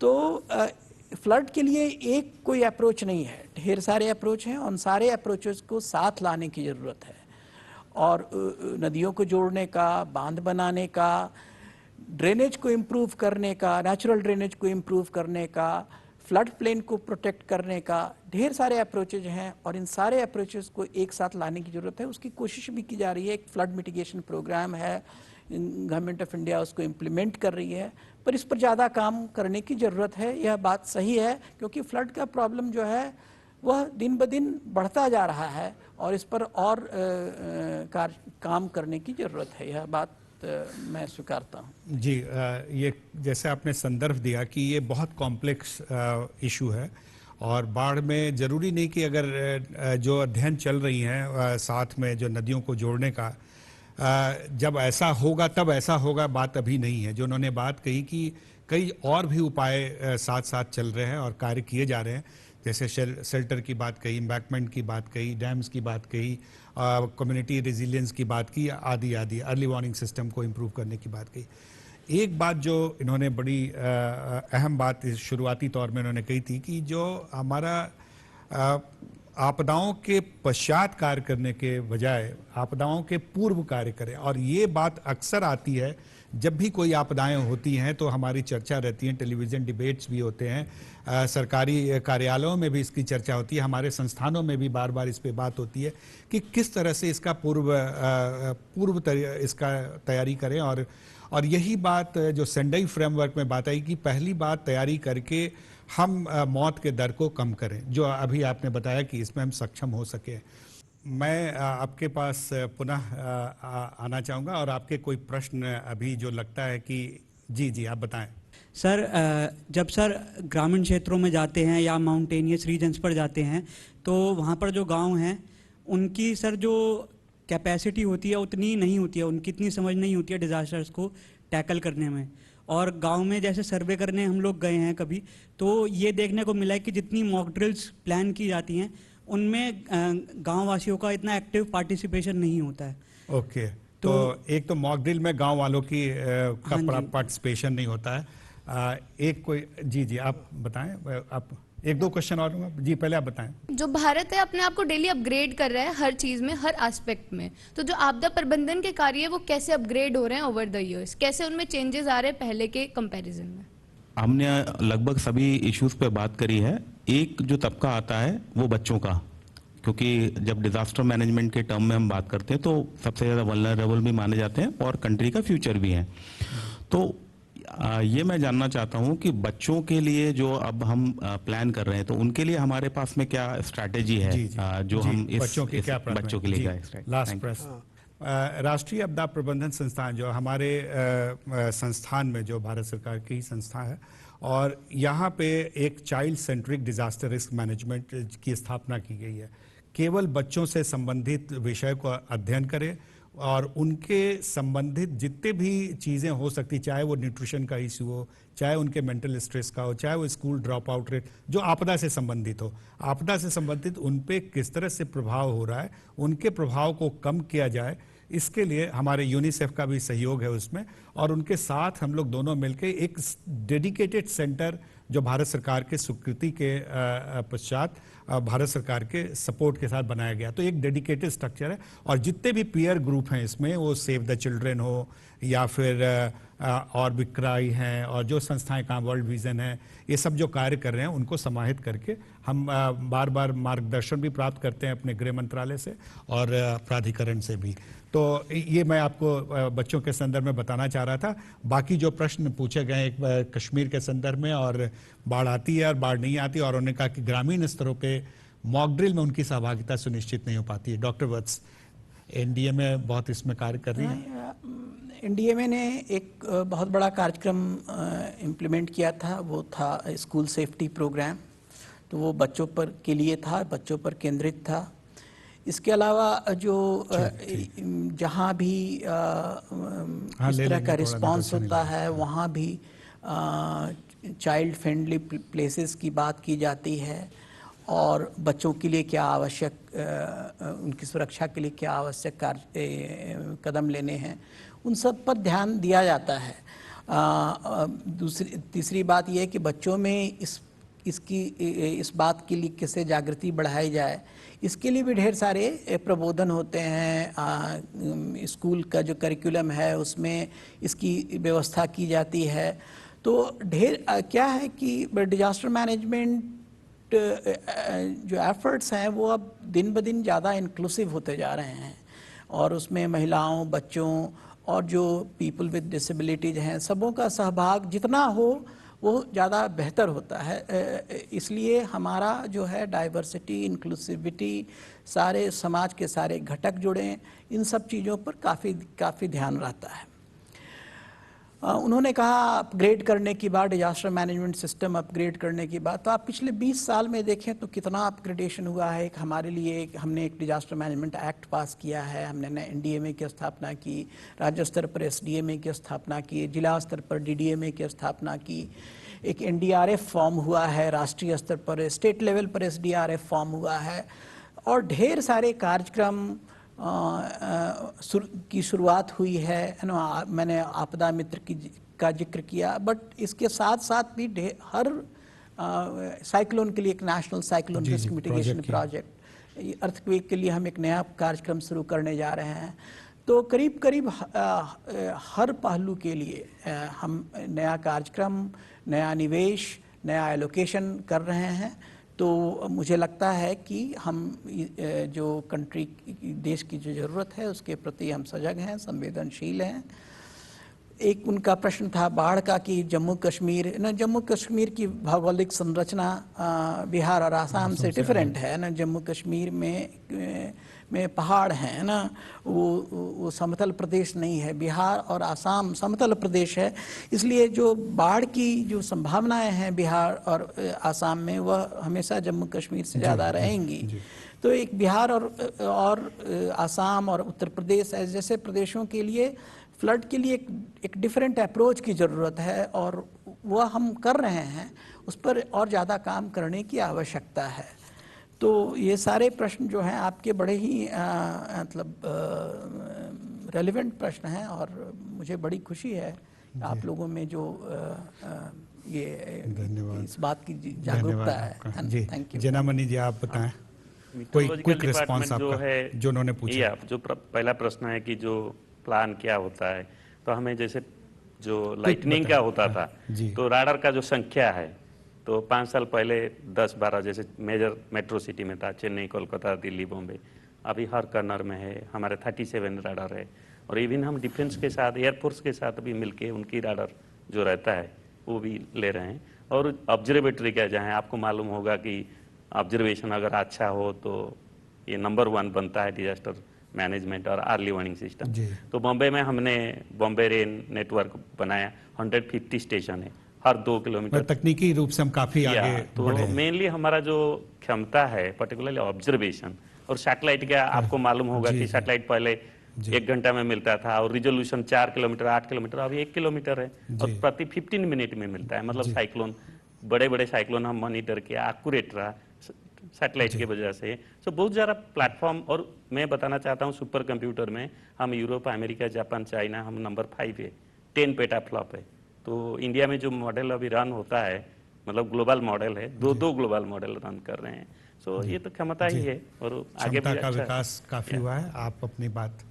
तो इसमें बात की गई थी बच्चों के लिए उनका कैसे हो, तो मैं उस पर कहना चाहूँगा कि जो डेमोग्राफिक इन्फॉर्मेशन हर एरिया की एक GIS मैप के ऊपर रखी जा सकती है, जिससे कि ये पता हो कि इसमें किस एज के कितने बच्चे हैं, कितनी महिलाएं हैं, कितने वृद्ध लोग हैं, और उसके हिसाब से उनका इवैक्यूएशन या जो भी डिज़ास्टर रिलीफ की रिक्वायरमेंट है उसको प्लान किया जा सकता है, चाहे वो मेडिकल फैसिलिटीज़ हो, चाहे प्रोवाइडिंग फूड का बात है या कोई भी है, तो उसके उसमें ये टेक्नोलॉजी एक रोल प्ले कर तो सकती है। ये एक सबसे अच्छी बात होगी जो उनका प्रश्न था मॉक अच्छा, ड्रिल पर। जी, मॉक जी, जी, ड्रिल एक पर उनका प्रश्न था। ओके, क्विकली, हाँ। कि मॉक ड्रिल के लिए हम ढेर सारे प्रदेशों में हम कार्यक्रम करते रहते हैं। गांव की संख्या बहुत बड़ी है। ये संभव है कि कुछ गांव में मॉक ड्रिल ठीक से ना हो सका हो, लेकिन हमारा इसके लिए हमेशा प्रयत्न रहता है कि हम गांव तक पहुँचें, वहाँ ड्रिल करें, और बहुत जगह हम करते हैं। लेकिन जो आपने जो बात कही है ये बात सही है। हमको जो सुदूर गांव में भी मॉक ड्रिल करना चाहिए, यह बात बिल्कुल। दूसरा जो एक दौर आता है कि हमारे एक जो आर्थिक व्यवस्था पे या जो नुकसान है हमारा वो बहुत ज़्यादा हो रहा है। और इधर जो आंकलन किया गया, जैसे केरला फ्लड में अकेले 2018 में 26,000 करोड़ का आंकलन हुआ। उड़ीसा फनी साइक्लोन में भी करीब करीब 29,000 करोड़ का एक आंकलन है रिकवरी करने के लिए। और तो ये जो लगातार नुकसान बढ़ता जा रहा है, जो इकोनॉमिक इम्पैक्ट है डिजास्टर का, इस संदर्भ में जो तैयारियां होनी चाहिए और जो आपने कहा कि एक पैराडाइम शिफ्ट है, उसको एक रिस्पॉन्डर किस तरीके से देखता है, मैं पहले उन पे जाऊंगा, फिर मैं वत्स जी आपसे आऊँगा कि आपकी जो 15 फाइनेंस कमीशन के बारे में चर्चा कर रहे हैं, इसमें देखें कि ये जो आर्थिक नुकसान को कम करने में इस तरह के विमोचन दल जो हमारे हैं राष्ट्रीय स्तर पे, राज्य स्तर पे, किस तरह से आप देखते हैं इसको, ये पूरी रीइमेजिनिंग इंडिया पे? मैं समझता हूँ कि एक विमोचन दल के लिए या आपदा मोचन दल के लिए इससे अच्छी स्थिति नहीं होती कि आपदा हो, फ्लड हो, बाढ़ हो, साइक्लोन हो वो जाए और उसके बाद भी वहाँ पहुँचते हुए ये महसूस करे कि ज़्यादा काम नहीं है, लोग जिनको बचाना है पहले ही इवैक्यूएट हो चुके हैं, जो इंफ्रास्ट्रक्चर संभालना था वो पहले ही संभला हुआ है, बिल्डिंग्स गिरी नहीं है फ्लड के बावजूद। ये एक बहुत सुखद स्थिति होगी किसी भी आपदा मोचन बल के लिए, और ऐसा हो रहा है। दुनिया के कई देशों में ऐसा हुआ है। जापान का एक उदाहरण मैंने लिया। जापान में हर बिल्डिंग को earthquake shake test, computerised shake test करना ही पड़ता है, ये अनिवार्य है। तो वहाँ पर 7 से 8 से ज़्यादा रिक्टर स्केल तक के भी रेजिस्टेंट बिल्डिंग्स बनते हैं। जी। तो निश्चित रूप से जब आपदा मोचन बल रिस्पांस के लिए, बचाव कार्य के लिए जाता है तो देखता है कि ज़्यादा बचाव कार्य की गुंजाइश नहीं है। तो यही है रेजिलिएंट इंफ्रास्ट्रक्चर। जी। Resilient infrastructure, resilient buildings, resilient communities and prepared communities, जिसको मैं आम भाषा में डिजास्टर रेडी, आपदा के लिए तैयार है। आपदा के लिए तैयार देश बनाना है। और वो तैयारी केवल रिस्पॉन्स, इमीडिएट रिस्पॉन्स की नहीं है, वो लॉन्ग टर्म रिस्पॉन्स की है। रोड्स ऐसे बने कि टूटे नहीं। जैसे हमारा पड़ोसी देश है बांग्लादेश, वहाँ एक छोटा सा उदाहरण मैं देता हूँ कि वहाँ पर बाढ़ हर साल आता है और कई बार आता है। उन्होंने एक गरीबों के लिए जो घर का अवधारणा उन्होंने की है कि पानी में घर कैसे संभल सकता है बाढ़ के बावजूद, तो उसको एक फ्लोटिंग हाउस की परिकल्पना की है, उसको ज़मीन पर उतारा है या पानी पर उतारा है, और वो एक अवार्डेड हाउस डिज़ाइन माना गया, इंटरनेशनली अवार्ड दिया गया, क्योंकि ये गरीब का छत भी बच जाएगा, घर भी बच जाएगा, शायद साजो सामान भी बच जाएगा और फ्लड भी हो जाएगा। तो फ्लड के साथ लिविंग की जो बात living with the risk, living with the flood की बात कर रहे हैं। डू दैट, और इसकी संरचना, पूरे इंफ्रास्ट्रक्चर की संरचना और पूरे कम्युनिटी की संरचना उसी लॉन्ग टर्म व्यू से अब करने की जरूरत है। तो इसको अब रोका नहीं जा सकता। इस पूरे परिकल्पना में एक बात आती है बार बार, इंक्लूसिव DRR, जो सभी का, सबका उसमें समावेश हो। हमारे देश में बड़ी विविधता है और उस विविधता में कुछ व्यक्ति ऐसे भी जो दिव्यांग भी हैं, महिलाएं भी हैं, छोटे बच्चे भी हैं। तो इस पूरी परिकल्पना में जो हम इम्पैक्ट को कम करने की बात अगर कर रहे हैं कि आर्थिक इम्पैक्ट भी और सामाजिक इम्पैक्ट भी कम हो, तो उस परिस्थिति में जो फोर्स है हमारा, क्या फोर्स उस परिकल्पना को लेके साथ चल रहा है? हमारे यहाँ अभी शायद आप कुछ सोच रहे हैं महिलाओं के दल को भी इसमें रिस्पांस फोर्स में जोड़ने की, तो हमारी जो महिलाएं हैं, साथी हैं, जो अभी एक यूथ भी हमारे देश को देख रहा है, उसमें कुछ संभावनाएं संजो सकता है इसमें आप? बिल्कुल, संभावना नहीं, अब तो रियलिटी है, अब तो सच्चाई है, अब धरातल पर उतारा जा चुका है। आपको मैं बता दूं, ऑडियंस सुन रहा है, देश के लोग भी सुनेंगे इस बात को, कि जब NDRF की कल्पना की गई तो उसमें ये पहले से ही तय था कि हर बटालियन में एक कंपोनेंट होगा महिलाओं का, क्योंकि महिला रेस्क्यूअर बहुत ज़रूरी है और उसकी एक अलग पहचान भी होती है और उससे और अलग तरीके से प्रभावित भी करता है। अब मैं बता दूं लोगों को, ऑडियंस में शायद मालूम हो ना हो ये, लेकिन NDRF में चर्चा हम लोग करते हैं कि जो मेल रेस्क्यूअर्स जाते हैं, पुरुष रेस्क्यूअर्स जाते हैं, उन लोगों ने ही NDRF के बोट्स पर बाढ़ की स्थिति में 20 से ज़्यादा डिलीवरीज कराई हैं और सेफ डिलीवरीज कराई हैं। ये अलग बात है कि ये लोग सभी मेडिकली ट्रेंड हैं, लेकिन वही स्थिति अगर एक महिला रेस्क्यूअर होती जो कि डिलीवरी कराती, तो संवाद अच्छे से संवाद अच्छा होता था, एक संवेदनशीलता। मैं ये नहीं कर रहा हूँ कि पुरुष नहीं कर पाते, लेकिन एक अलग कंफर्ट लेवल होता है। क्योंकि गांव घर में हम लोग जाते हैं, किसी प्रेग्नेंट महिला को उठाते हैं और उसको बोट में रखकर और डिलीवरी होने लगती है, डिलीवरी पेन होने, तो वो एक अलग बात होती है। तो मुझे लगता है कि अब इसका असर देखने को मिल रहा है। हर बटालियन में अब कम से कम 30-40 महिला कर्मी आ गई हैं और उसका तो असर, तो बड़ी अच्छी बात आपने बताई कि अच्छा महिलाएं हमारे इसमें जुड़ रही हैं और वो किसी से कम नहीं है जी, किसी मायने में पुरुषों से कम नहीं है। वो वही पूरी ट्रेनिंग वही दी जाती है, एक भी 1% कम नहीं किया जाता और उसमें वो अव्वल और खरा उतर रही हैं। इस तरह से आपदा के जो इम्पैक्ट हो रहे हैं, इकोनॉमिक इम्पैक्ट हो रहे हैं, और उसमें हमारे देश ने कई सारे इनिशिएटिव्स लिए हैं इसको कम करने के लिए। उसमें कई चीज़ें आ रही हैं, जैसे मैंने वित्त आयोग का चर्चा किया और वत्स जी ने बताया कि किस तरह से ये पैराडाइम शिफ्ट है एक तरह से। और दूसरी बात जो बात इन्होंने कही कि रिकवरी एंड रिकंस्ट्रक्शन में भी इसको ला रहे हैं कि रिस्क को पुनः निर्माण में ना लाएं। इस दोनों के कॉन्टेक्स्ट में एक रिजिलियंस की बात हम कर रहे हैं, जो प्रधान साहब ने भी कहा कि सामाजिक रिजिलियंस भी हो, मैं आर्थिक रिजिलियंस को लाने की बात कर रहा हूं। तो आप किस तरह से ये रिजिलियंस की बात देखते हैं? और कल माननीय प्रधानमंत्री के प्रमुख सचिव जी ने भी आपके फंक्शन में ये बात मेंशन की थी कि स्टेट के लिए हम रिस्पॉन्सिव हों। तो इस पूरे प्रक्रिया में जो आपदाओं का जो इम्पैक्ट हो रहा है, राज्यों पे हो रहा है, तो किस तरह से हम रिस्पॉन्सिव भी हों और उनको मदद भी करें और इम्पैक्ट असेसमेंट इसके इम्पैक्ट को देखते हैं? थोड़ा सा इसको बृहत्तर परिप्रेक्ष्य में देखने की आवश्यकता है। जब विकास की गति बढ़ती है और ढेर सारा काम होता है, ढेर सारा इंफ्रास्ट्रक्चर का निर्माण होता है, घरों का निर्माण होता है, तो हमारा एक्सपोजर भी बढ़ता है।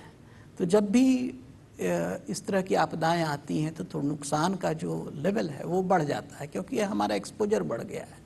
आप अमेरिका के डिजास्टर्स को देखें तो वहाँ बिलियंस ऑफ डॉलर्स में लॉसेस होते हैं, लेकिन वो उनके जीडीपी का कितना अंश है वो ज़्यादा उसका है ना, उस पर ज़्यादा ध्यान देने की ज़रूरत है। लेकिन है कि नुकसान तो होता ही है ना, लेकिन और इस नुकसान को कम करने की आवश्यकता है।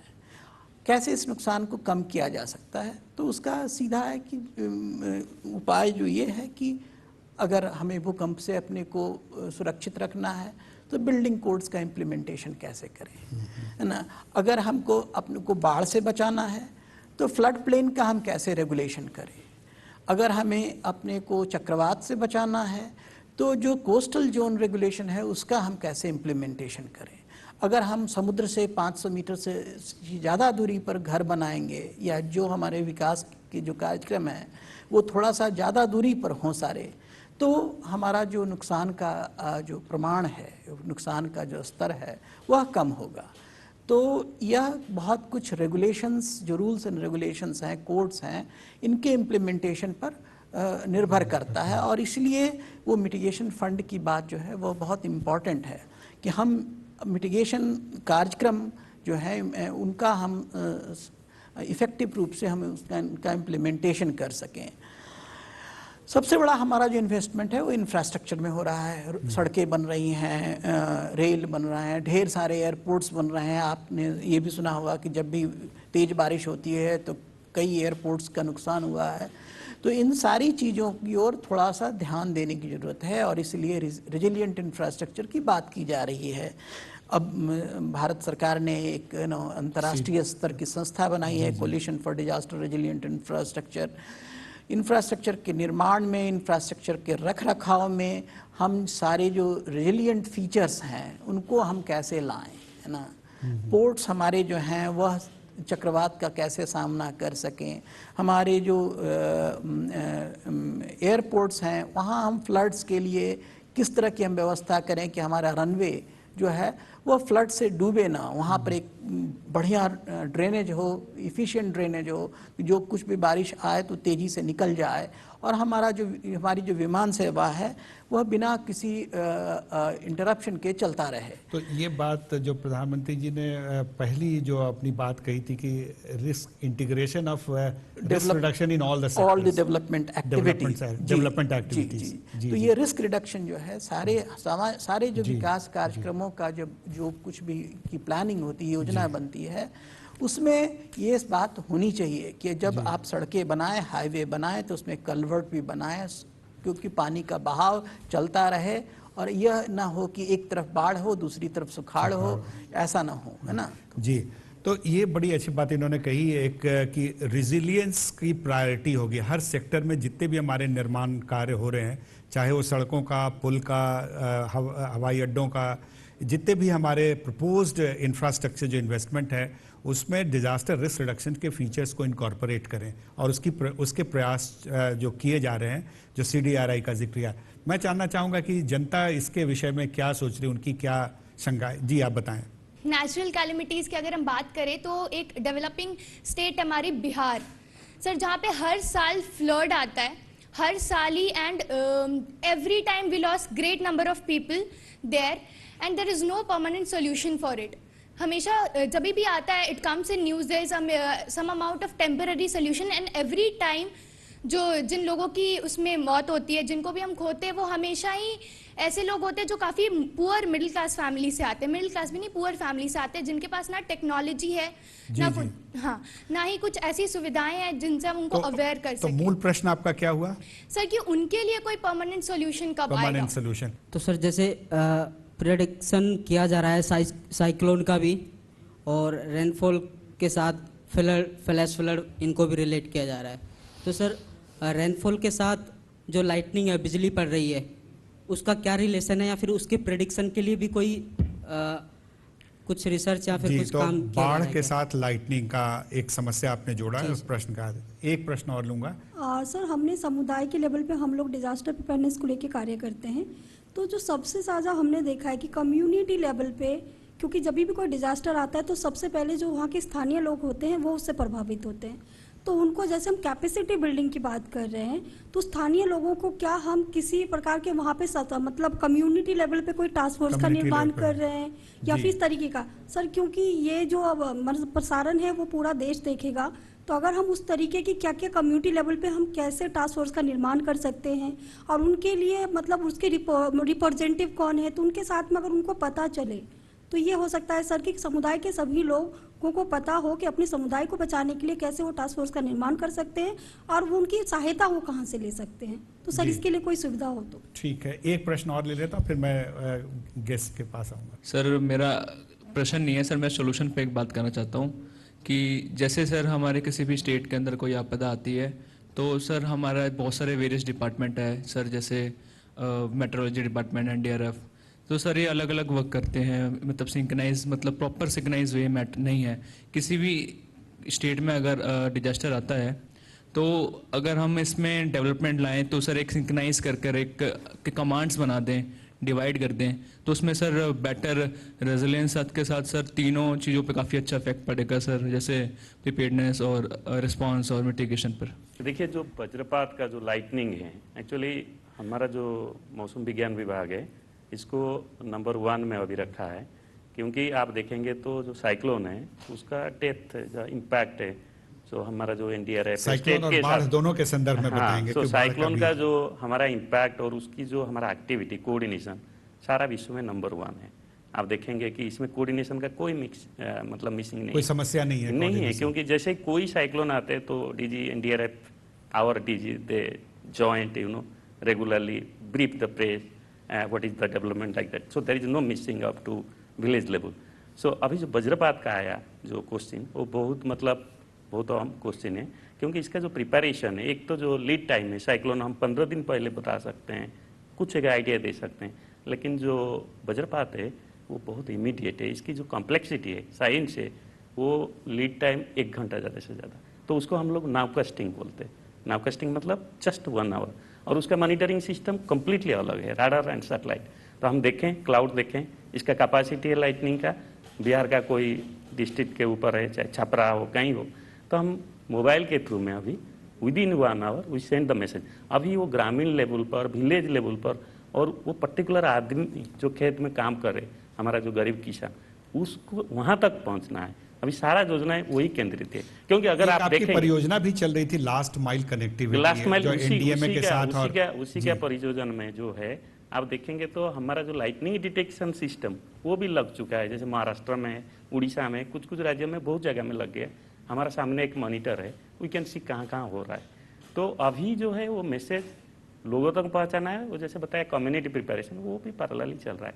तो मेरे ख्याल से अभी जो लाइटनिंग है, जैसे हमारा बहुत ज़्यादा जान जो डेथ है वो बहुत नंबर 1 अभी है इंडिया में। ये क्या जलवायु परिवर्तन, वो विज्ञान समझना देखिए जो जलवायु परिवर्तन है, आप देखेंगे तो जो हमारा आया हुआ है आईपीसीसी, जिसमें 156 कंट्री साइन किया है और उसको रिकॉग्नाइज किया है कि अगर अर्थ का जो टेम्परेचर है अभी 1.1 बढ़ा है, अभी 1.6 बढ़ेगा 2035 तक, तो 1.6 में ये पूरा आमतौर पर डिस्कशन है कि एक्सट्रीम वेदर इवेंट है, चाहे साइक्लोन हो, चाहे हेवी रेनफॉल रिलेटेड फ्लड हो, चाहे हीट वेव हो, ये तो बढ़ना ही बढ़ना है और इंडिया इसमें वल्नरेबल है। तो आप देखेंगे कि हमारा जो प्रिपरेशन है, जो जॉइंट एक्शन है, कम्युनिटी लेवल पर है, एनडीए में तो सब दे रहा है, मतलब हम कैसे उसको आगे जाएं कि जान रिड्यूस हो और उसके साथ जैसे बताए एक्सपोजर। तो अभी आईएमडी क्या कर रहा है, अभी इम्पैक्ट बेस्ड प्रेडिक्शन के लिए रेडी है, जिसमें जैसे सर बताया कि जो एक्सपोजर है, जैसे बॉम्बे का जो एक्सपोजर है कोई हैवी रेनफॉल के, डेफिनेटली डिफरेंट है कंपेयर टू जैसलमेर और Ganganagar. So thousands time damage in Bombay in the same rainfall what the damage in the Ganganagar. So हम लोग अभी हमारा कलर कोड वार्निंग दे रहे हैं और स्टेट को भी हम red, orange, yellow accordingly gradation दे रहे हैं। और ये सारा जो है नेक्स्ट 2 to 3 years बहुत ही हेल्प करेगा, इवन लाइटनिंग में भी है। तो ये एक अच्छी शुरुआत है कि आप बार बार इस बात को दोहरा रहे हैं, इम्पैक्ट बेस्ड वार्निंग कर रहे हैं, और ये एक बिल्कुल बात साफ कह दी गई कि ट्रिगर करता है, एक्शन ट्रिगर करता है, एक्शन रिलेटेड है, और उसमें इम्पैक्ट बेस्ड वार्निंग भी है, both for the management and जो आमतौर पर जो जनता है उसको भी एक डर रहता है। जैसे जनता की जहां बात आती है, फिर हम पहुंचना चाहेंगे अगेंद्र जी के पास कि एक बाहर के पर्सपेक्टिव में, हम लोग सरकार की पर्सपेक्टिव की बात कर रहे हैं, बाहर की पर्सपेक्टिव जो सिविल सोसाइटी से भी और हमारे जो शैक्षिक संस्थाएं हैं वहाँ से भी बात आ रही है, विद्यार्थीगण सवाल कर रहे हैं, जो आम आदमी की भूमिका है, और उसमें बार बार हम ये कह रहे हैं कि इस तरह की जो टेक्नोलॉजी है, डेटाबेस है, रिस्क इन्फॉर्मेशन और रिस्क कम्युनिकेशन को हम किस तरह से बढ़ावा दे सकते हैं। जोखिम हमें पता है, आपने कहा सॉफ्टवेयर है, उसका आइडेंटिफिकेशन करके कई राज्यों में आप इसका कार्य कर रहे हैं। जनता के पास वो सूचना कैसे पहुंच रही है और क्या मैकेनिज्म जो आपने कार्य किया है उसका थोड़ा सा उदाहरण अगर आप एक दो बताएं तो उसमें जो चीज़ जो मैं कहना चाहूँगा, जैसे कि हमारे साथी जो IMD से साइंटिस्ट हैं उन्होंने कहा कि कोऑर्डिनेशन जो NDRF और IMD के बीच में है या स्टेट डिज़ास्टर रिस्पॉन्स टीम्स के बीच में है, वो काफ़ी इम्प्रूव हुआ है। इसमें थोड़ा सा और जो कर सकते हैं कि इस डेटा को जो एक साथ लाया जा रहा है, और हमारे इन चीज़ों में डेटा की कोई कमी नहीं है, हमारे यहाँ पर साइंटिफिक कैपेबिलिटी की कमी नहीं है। जो हमारी कैपेबिलिटी है as a country, it's world class, कोई किसी से कम नहीं है हम लोग।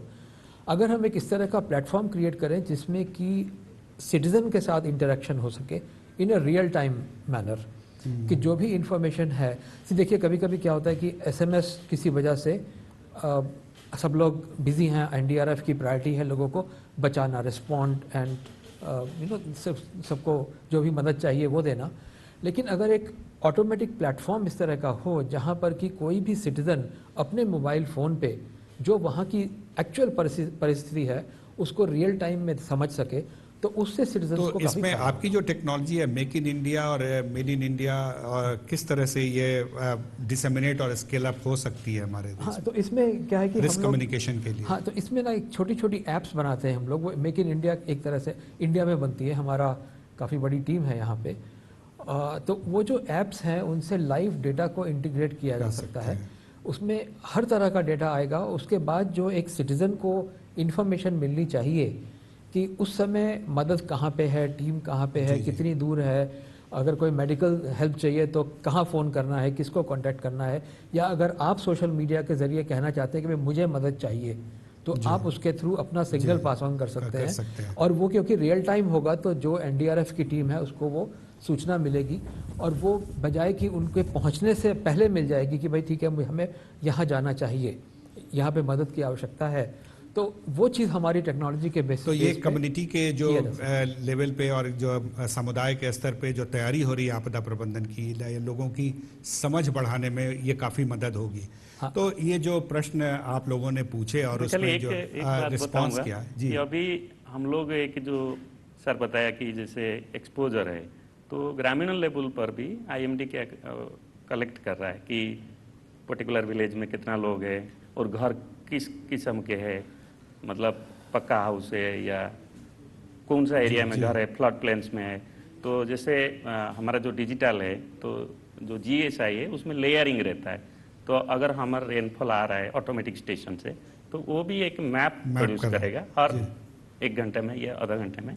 उसके साथ साथ कितना लेवल इनोंडेशन और कौन सा इंफ्रास्ट्रक्चर उसके अंदर में आता है, एयरपोर्ट आता है, हॉस्पिटल आता है, जैसे हम देखते हैं टीवी में कि हॉस्पिटल भी पानी घुस गया और पेशेंट, वो सारा अभी आगे कार्रवाई पर ये आगे के हमारे फ्यूचर प्लान्स में है। हम इसको बिग डाटा बोलते हैं जी।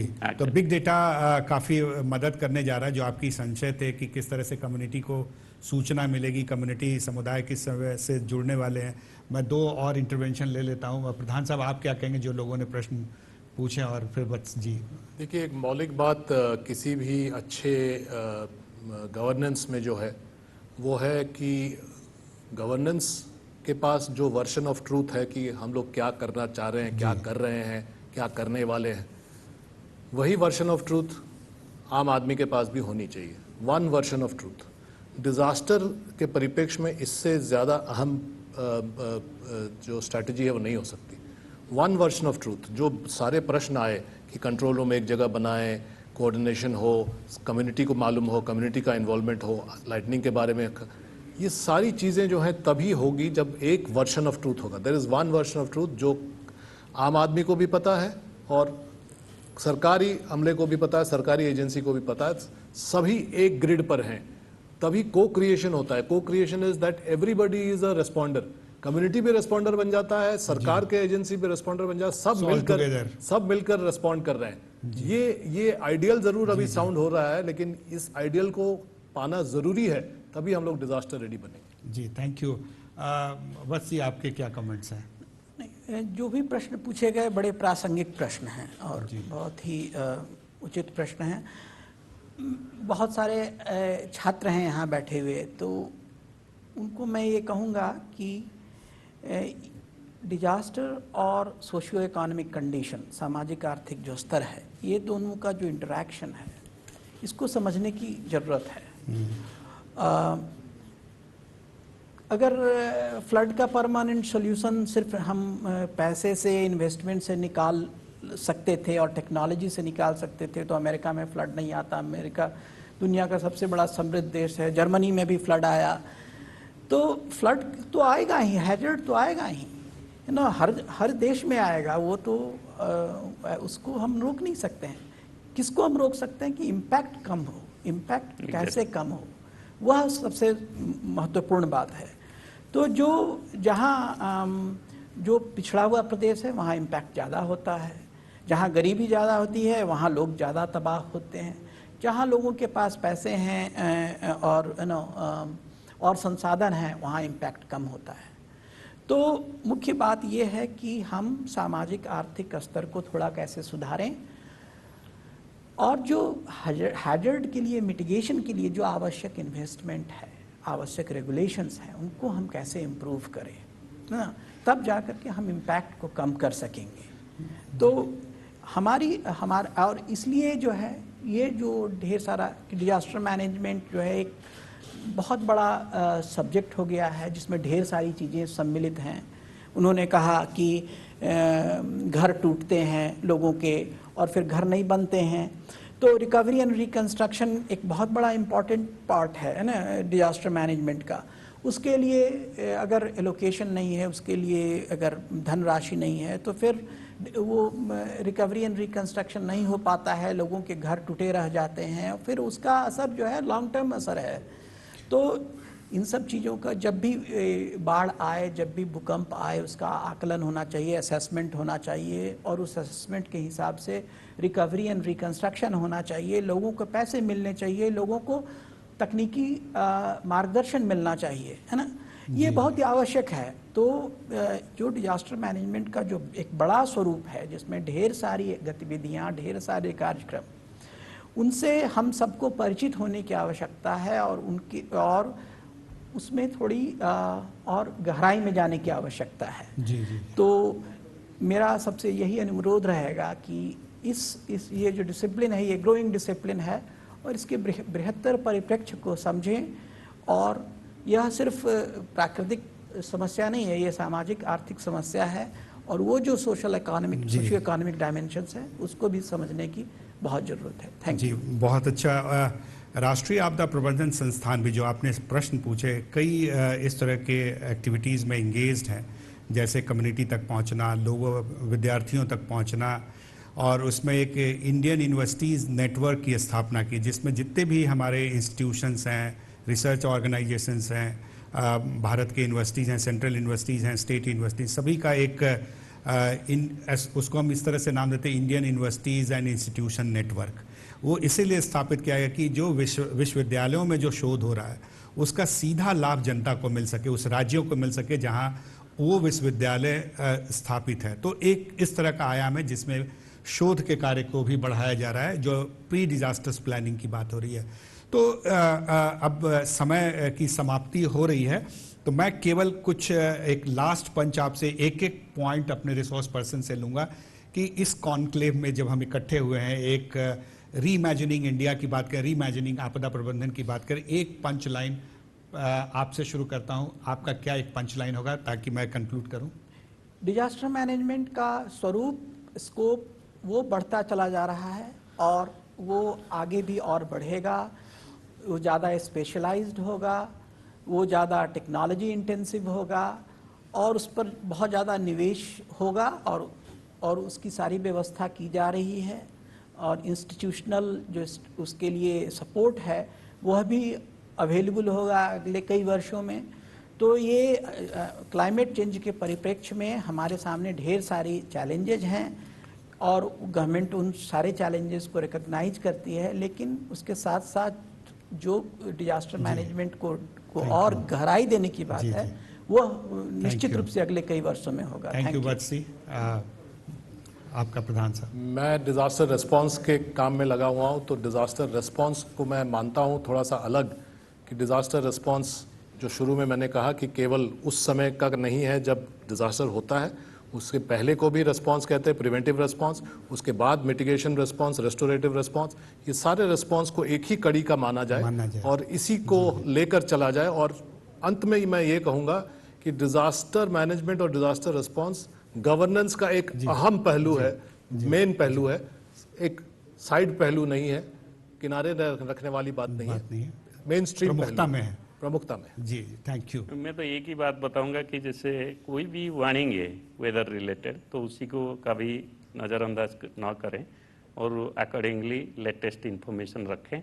और उसके साथ साथ आजकल हमारा भारत मौसम विज्ञान विभाग जो है, जो क्राउड सोर्सिंग के नाम में एक ऑनलाइन खुला है प्लेटफॉर्म, उसमें पार्टिसिपेट करें। कहीं भी कुछ इवेंट होता है तो उसमें भरे, चाहे फॉग हो, टेम्परेचर रिलेटेड हो या कोई भी इम्पैक्ट उसमें भरे, सो दैट हमको हेल्प करने के लिए वो डाटा, मैंने जैसे बताया कि डाटा अगर अच्छा होगा तो हमारा तो डेटा की भूमिका बहुत महत्वपूर्ण है। आप तो मैं बस ये कहना चाहूँगा कि जो हमारी GIS की आजकल टेक्नोलॉजी है उसमें जो नई टेक्निक्स आई हैं, जैसे बिग डेटा की बात की और मशीन लर्निंग है और IoT डिवाइसेस का इंटीग्रेशन है, ये सब जो हैं हमें एक बहुत ये काफ़ी इम्पॉर्टेंट टूल्स हैं।